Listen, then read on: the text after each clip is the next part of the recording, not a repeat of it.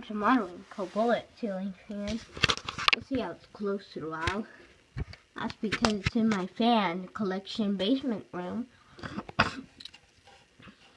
Over here's the scanning.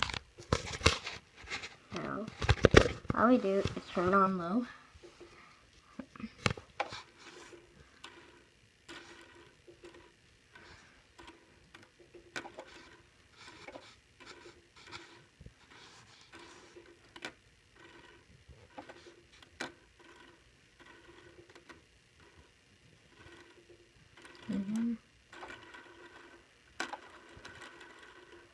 And high.